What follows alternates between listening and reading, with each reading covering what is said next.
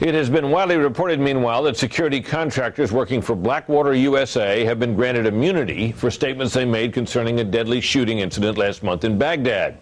But were they granted immunity, or did they already have it as federal employees? National security correspondent Jennifer Griffin reports.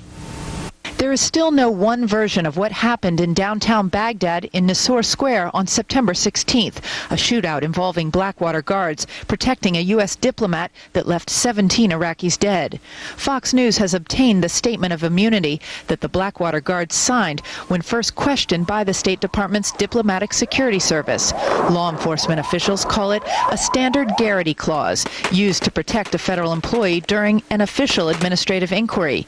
It reads, quote, "I understand that disciplinary action, including dismissal from the department's Worldwide Personal Protective Services contract, may be undertaken if I refuse to provide this statement or fail to do so fully and truthfully.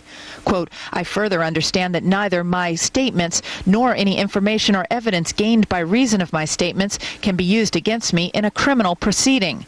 But if the witness knowingly provides false statements, it goes on to say he could be criminally prosecuted." State Department spokesman Sean McCormick said the limited immunity granted did not preclude the Blackwater guards being prosecuted. The Department of State cannot immunize an individual from federal prosecution. The Garrity clause goes on to say, quote, "I agree that the statements I furnish and any information or evidence resulting therefrom may be used in the course of disciplinary proceedings, which could result in disciplinary action, including dismissal." The kinds of, quote, immunity that I've seen reported in the press would not preclude a successful criminal prosecution. But a former FBI counterterrorism official disagrees. What it does is it just makes the FBI's investigation extremely difficult. The statements that they had given to the diplomatic security, they're not going to be able to use those in court.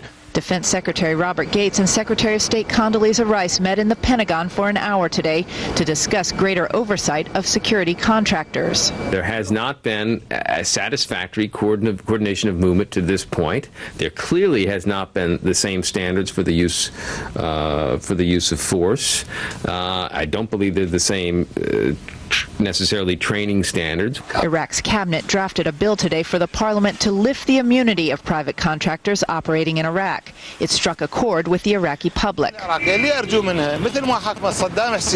call for the Iraqi courts to try them with justice. As they tried Saddam Hussein, who was an Iraqi citizen, they should try them with the utmost punishment.